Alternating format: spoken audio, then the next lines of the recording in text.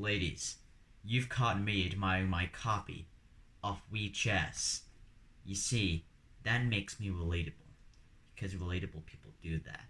And you know what else makes me relatable? Talking about a game from 22 years ago on my YouTube channel.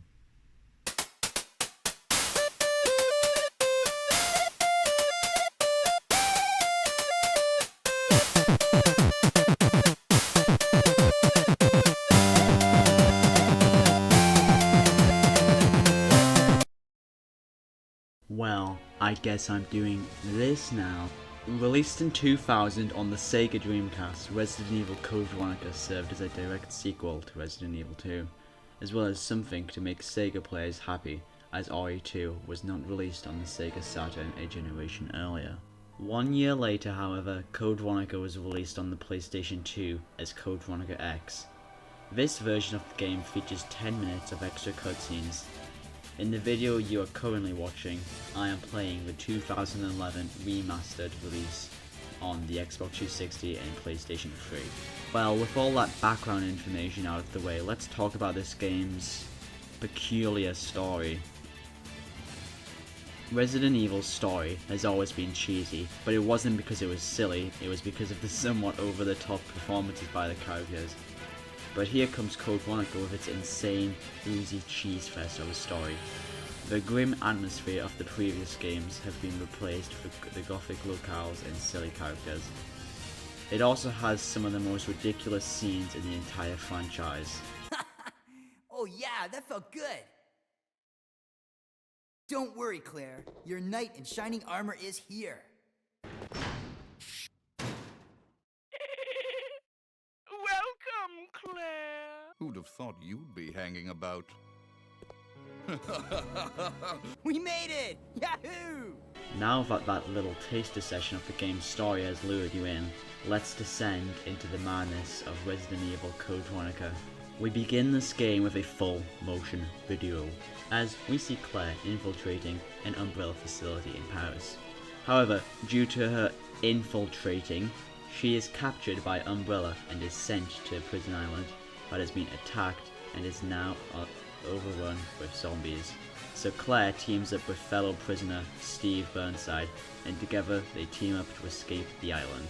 On their quest to leave the island, the duo encounter precarious individuals such as the revived Albert Wesker from the first game, who now has superpowers and a burning hatred for Claire's brother Chris, and also Alfred Ashford, who has to be one of the most OTT characters in the entire franchise.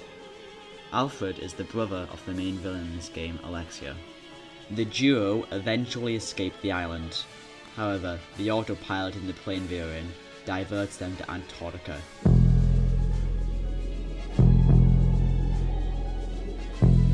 No, not that. This leads to more exploration, and just as they're about to escape, a recently awoken Alexia Ashford ambushes them, and we switch perspectives to Claire's brother, Chris. Chris explores the island and finds out Claire is in Antarctica, so he steals a literal VTOL and flies to Antarctica. Chris eventually finds Claire, and after a brief segment where we see Steve die after a genuinely awful boss fight, we return to a scene where Chris and Wesker battle Alexia.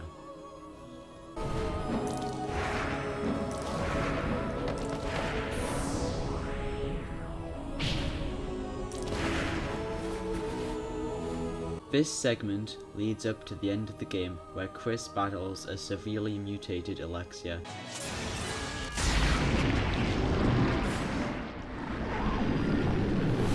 Escapes with Claire. I'm sorry, Claire, but it's not over yet.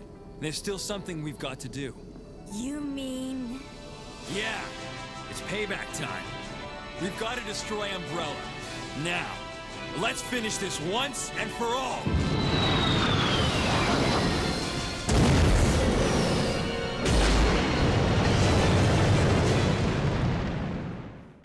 This game's story is a funny mess and is pretty fun as long as you don't take it too seriously. Now the gameplay of this game is where things get messy. First of all, let's talk about the enemies. The only new enemies in this game are Bandersnatchers, and that's about it. The only other enemies are zombies and hunters, and they have been in other games. The game's boss fights are also a mixed bag as well. Some of the bosses are great, like Alexia Type 1 and no, that's about it. The rest are either forgettable or poorly designed messes.